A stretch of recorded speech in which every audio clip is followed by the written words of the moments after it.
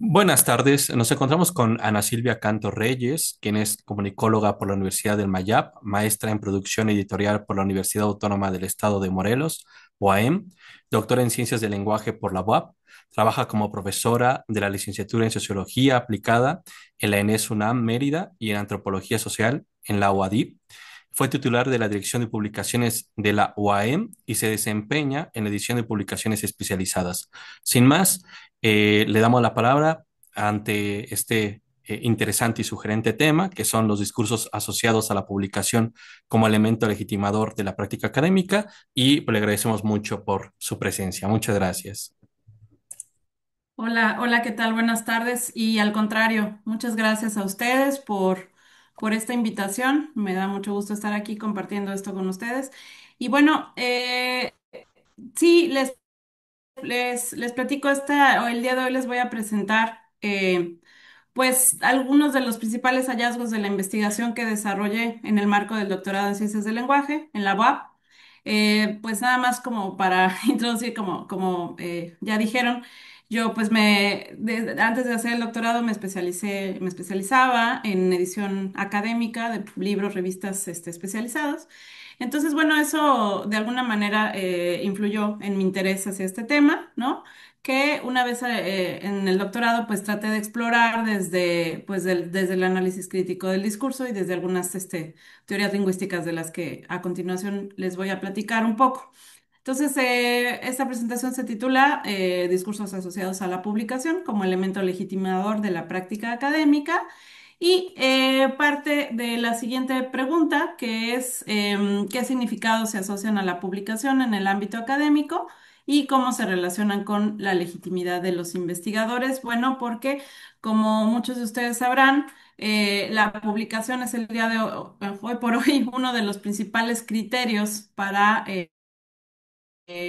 la asignación de sobresueldos para los académicos, para los profesores investigadores en las universidades públicas, ¿no? Es uno de los principales criterios que se toman en cuenta, de manera que está directamente asociada con sus ingresos económicos y eso ha de alguna manera modificado un poco la dinámica de producción de conocimiento y de comunicación del conocimiento y pues se ha vuelto también una práctica que puede conllevar relaciones de desigualdad, ¿no? Entonces de ahí fue el interés por abordar este tema, que pues el objetivo es ese, ¿no? Caracterizar esta relación de semiosis entre estos discursos y la publicación académica.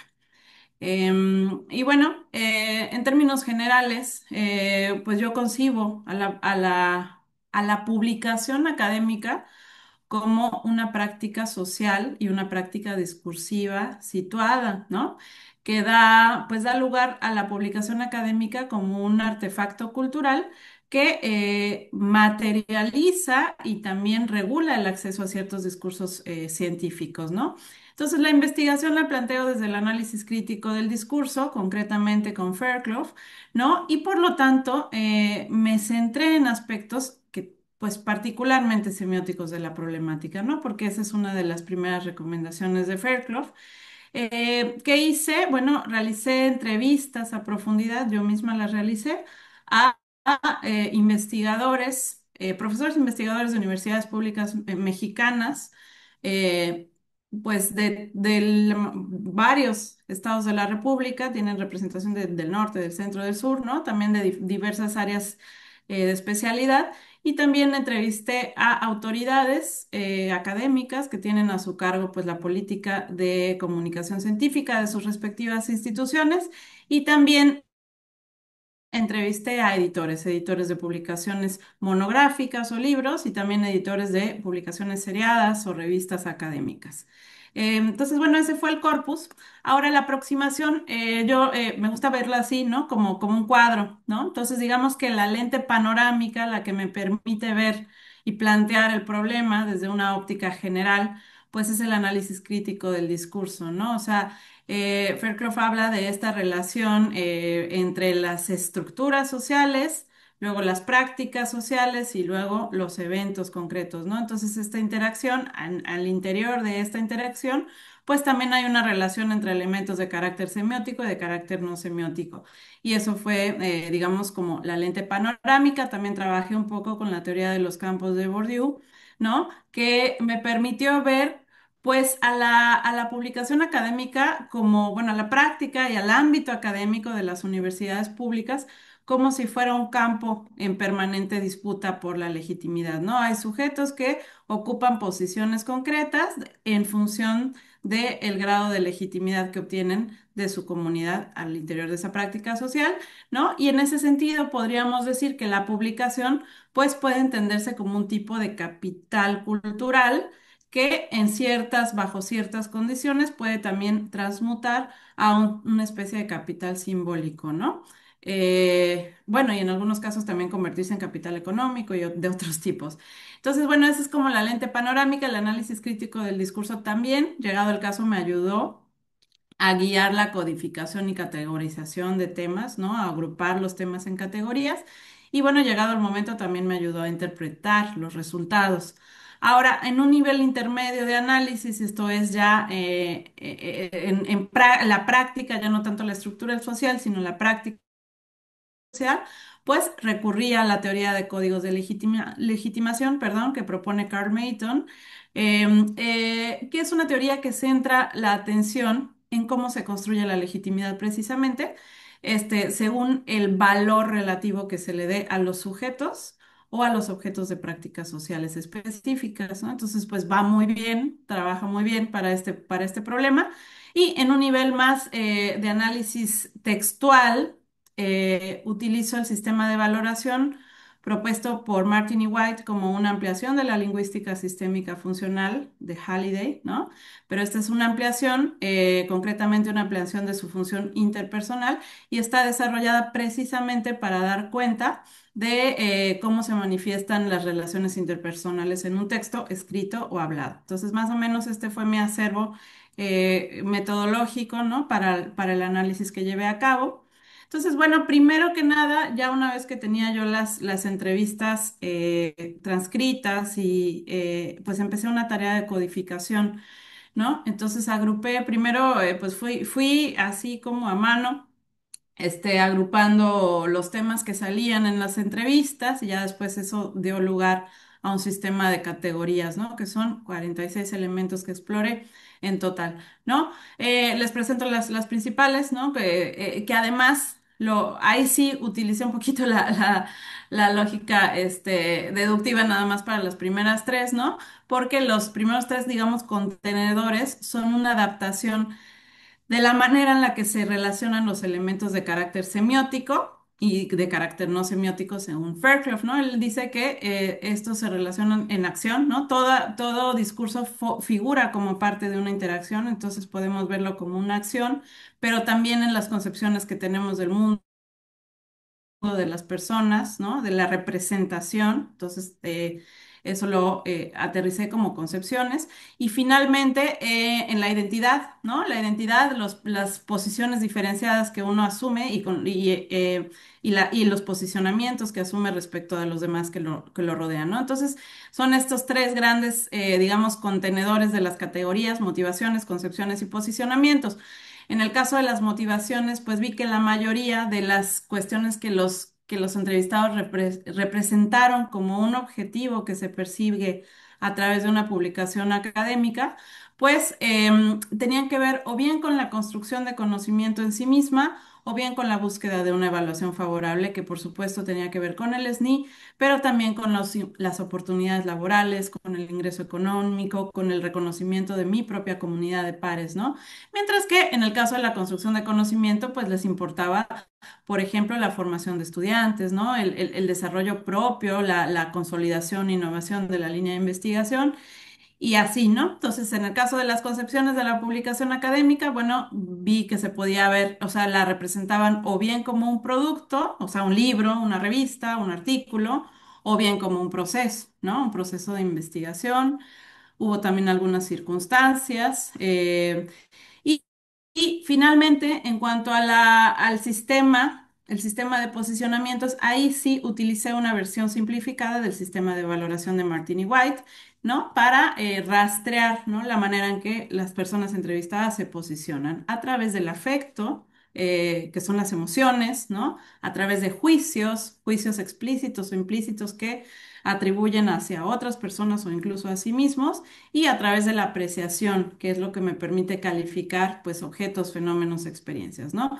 Importante también que utilicé un software de análisis cualitativo de datos que se llama MaxQDA Analytics Pro 2022, perdón, muy útil, lo recomiendo mucho, porque pues permite detectar patrones de traslapes de categorías, permite subordinar categorías, agrupar, podemos reetiquetar sin que tengamos que volver a hacer todo, entonces es muy útil y lo recomiendo mucho. Entonces, digamos que los primeros dos contenedores, pues son unas categorías que fui desarrollando yo mediante un razonamiento inductivo, ¿no? A partir de, para esta investigación en particular, mientras que las del último contenedor, pues son categorías adaptadas del sistema de valoración de Martin y White, y fueron las categorías que yo utilicé para el análisis directo de las entrevistas. Entonces, una vez que terminé de hacer el análisis, de entrevistas, nada más del corpus de entrevistas, que fueron 14, perdón, pues estuve yo en condiciones de terminar una primera etapa de la investigación que fue describir las prácticas sociales que encontré. No había terminado, ahí está ahí la investigación, porque después hay un paso más que tiene que ver con la teoría de códigos de legitimación, ¿no? Pero eso solo se puede hacer sobre prácticas. Entonces, primero describí algunas de las prácticas más importantes que identifiqué a partir de estas entrevistas y, bueno, a continuación, a grandes rasgos, también les digo, pues sí, a riesgo de simplificar demasiado, pero algunas de las cosas importantes que vimos, que vi en esta investigación, pues son las que presento en este cuadro. Bueno, en primer lugar, hay como mucho conflicto, mucha contradicción entre lo que es y lo que debería ser, ¿no? Eso está presente en todas las representaciones de personas entrevistadas, ¿no? O sea, ¿quién es un buen investigador? Casi siempre tiene que ver, las representaciones tienen que ver con construcción de conocimiento, un buen investigador, una buena publicación. Sin embargo, la mayoría de las motivaciones y de los objetivos que se persiguen al publicar, pues tienen que ver con la búsqueda de una evaluación favorable, ¿no? Esto también que conlleva conflicto al tomar decisiones, por ejemplo, dónde voy a publicar, si va a ser una revista, un libro, si va a ser nacional, internacional, en español, en inglés, ¿no? También se presentan muchos conflictos ahí. Lo mismo al juzgar el comportamiento propio, propio y el de los pares, ¿no? Se reconoce que, pues, que un investigador, su misión principal tendría que ser la construcción de conocimiento, pero todos aceptan que en algún momento, pues, han tenido que priorizar la evaluación, ¿no? A través de sus publicaciones. Entonces, y bueno, lo que decíamos, se presenta como un producto, como un objeto material, ¿no? Que de momento puedo incluso despojarlo de sus cualidades, epistémicas, ¿no? Para reducirlo a un objeto que pues tiene unas características físicas, un factor de impacto, unas cualidades materiales, vamos a así decirlo, ¿no? Fue constante también, pero a veces también como un proceso. Em, los posicionamientos en general son más rígidos cuando se presenta el sistema como un ente abstracto que cuando califico directamente a las personas involucradas. Bueno, otra de los hallazgos es que de manera muy recurrente salía a colación, pues la evaluación, ¿no? La evaluación que hace el SNI, la evaluación que hacen las instituciones, ¿no? Entonces, digamos, atribuir, ¿no? Cierta, esa responsabilidad a alguien, pues se representaba como un sistema, pero como un ente abstracto, el CONACYT, el SNI, la SEP, la universidad, ¿no? Sin embargo, esos posicionamientos, pues tendían a estar más matizados cuando se refería a quienes están detrás de ese sistema, que por lo general pues son los propios pares académicos o incluso uno mismo, ¿no? Otra cuestión también interesante es que vimos actitudes diferenciadas según el estatus social que se tiene al interior de la comunidad académica, es decir, quienes ya se han logrado ubicar en una posición privilegiada, ¿no? Que tienen pues la máxima categoría, ya sea del SNI o de las propias instituciones, ¿no? Titular A, B, C, ¿no? Los quienes están en una posición privilegiada tienen mayor libertad para tomar decisiones de publicación que se alinean con sus propios intereses, ¿no? O sea, por ejemplo, yo quiero publicar sobre este tema y lo quiero hacer en esta revista y no me importa si el SNI me la va a tomar en cuenta o no porque ya tengo el SNI, ¿no? Entonces, sí hay mayor libertad en la medida en que, pues la posición está de alguna manera privilegiada. Eh, También otra cuestión es que, pues, todos critican el sistema, pero, como lo voy a comentar más adelante, pues también identifiqué que la mayoría de las personas participan en este sistema y también se ve muy bien que se lo critique, ¿no? Pero son críticas controladas, críticas que no ponen en riesgo el funcionamiento del sistema ni tampoco comprometen la propia posición de privilegio, ¿no?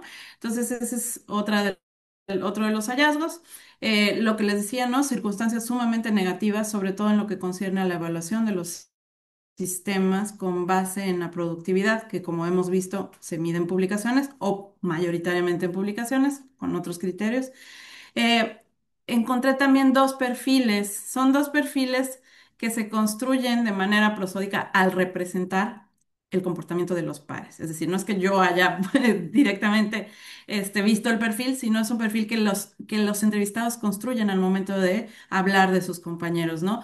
Está el perfil no íntegro. O sea, el perfil no íntegro es una persona que prioriza sobre todo la evaluación y eso lo lleva a adoptar conductas que las mismas personas entrevistadas representaron como cuestionables o poco íntegras, ¿no? Como cometer plagio, como firmar en una publicación en la que yo no participé, cómo pagar para que me publiquen y demás, ¿no? También hay un perfil del discriminador. El perfil del discriminador es una persona que ha interiorizado los criterios de productividad de los sistemas de evaluación a tal grado que juzga negativamente a sus compañeros que no participan o que se alejan de estos criterios, ¿no? O sea, es una especie de segregador, ¿no? Que va a dar un trato diferenciado a sus compañeros en función de su productividad, ¿no? Y bueno, que la lógica de la productividad permea todas las representaciones que las personas entrevistadas hicieron de la publicación. Voy a hablar de esto también a continuación. Bueno, ¿cuál es el autor legítimo de acuerdo con lo que vimos en esta investigación? Pues es una persona que tiene la capacidad de equilibrar su productividad con la calidad de sus publicaciones. Es decir, no prioriza del todo la productividad, sino que trata de equilibrarla, ¿no? Pero manteniendo la integridad académica, es decir, no cae en estas prácticas cuestionables, pero también es admirado por su capacidad de, o sea, no solo por su capacidad de consolidar el conocimiento, sino también por su habilidad para criticar el sistema de una manera controlada, ¿no? No arriesga su propia posición. Eso es muy importante también. Y bueno cómo se manifiestan, perdón, ahora sí, ya que tenía yo estas descripciones de prácticas, de fenómenos, voy a llamarlo así, eh, eh, después de haber analizado con este sistema de categorías las entrevistas, hice unas descripciones densas, ¿no? Organizadas. Y entonces sí ya estoy en posibilidades de describir la forma que toman las relaciones epistémicas y las relaciones sociales al interior de las prácticas identificadas, que son estas que acabo de mencionar. Entonces, para eso tuve que hacer un dispositivo de traducción. Para poner en contexto, Mayton, que es quien desarrolló la teoría de códigos de legitimación, dice que los códigos de legitimación se construyen según las fuerzas relativas que tienen las relaciones epistémicas, es decir, las prácticas con sus objetos del conocimiento. Entonces, como primer paso, había que hacer un dispositivo de traducción, ¿no? Cómo estas relaciones epistémicas y estas relaciones sociales se manifiestan en estas prácticas que acabamos de describir. Y este es el dispositivo de traducción. O sea, el dispositivo de traducción, a fin de cuentas, es una herramienta que lo que hace es mediar entre el acervo conceptual de la teoría, que es muy abstracto, y un corpus de datos reales, ¿no? O sea, es como literal, traduce. Entonces, bueno, ¿cómo se construyen las relaciones epistémicas? De este es muy obvio, ¿no? Pues sí, en torno a los valores tradicionales de la investigación, ¿no? Como forma de construir conocimiento, rigor técnico, originalidad, contribución a la disciplina, solución de problemáticas sociales, innovación, aprendizaje, ¿no? Mientras que las relaciones sociales son aquellas que se construyen en torno a los valores que se atribuyen a quienes hacen esa publicación. ¿Quiénes son? ¿Qué afiliación tienen? ¿Qué grado del SNI tienen? ¿Qué reconocimiento tienen de sus pares? ¿En qué redes sociales? ¿En qué instituciones? Y demás, ¿no? Ahora, ¿cómo se codifican? Porque a fin de cuentas estamos hablando de códigos, ¿no? Las relaciones epistémicas se codifican en menor peso institucional, ¿no? Criterios de carácter cualitativo y lógica de la colaboración, ideales compartidos por una comunidad disciplinar, mientras que las relaciones sociales se codifican en mayor peso institucional, criterios de carácter cuantitativo y lógica de la productividad y la competitividad, ¿no? Se concentran, la concentración está en adaptarse al sistema, en las las relaciones epistémicas, la concepción pone énfasis en el proceso de elaboración de la investigación que da lugar a esa publicación, ¿no? Su temática, su alcance, profundidad, además, este potencial para generar y comunicar el conocimiento.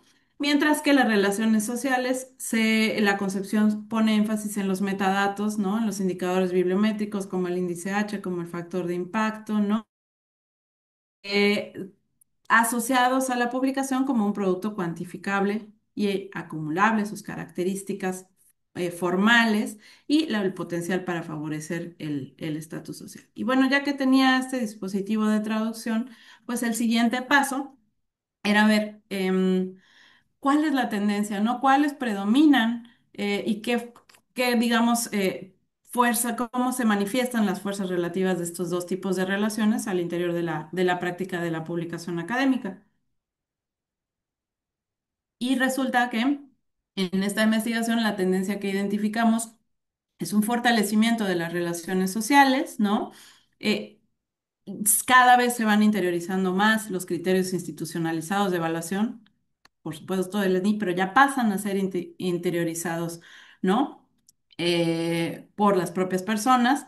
Y esto, por supuesto, guía las decisiones de publicación, ¿no? Guía las decisiones de cómo, cuándo, dónde publicar y demás. Y como estas fuerzas son relativas, en la medida en que las relaciones sociales se fortalecen, pues las relaciones epistémicas se debilitan, ¿no? Es decir, los investigadores reconocen, son conscientes de la importancia de la construcción del conocimiento, pero esta queda subordinada a las demandas institucionales, ¿no? La calidad de la publicación y de la investigación, por supuesto, pasa a un segundo plano frente a la necesidad de cumplir. ¿Cómo se manifiesta esto?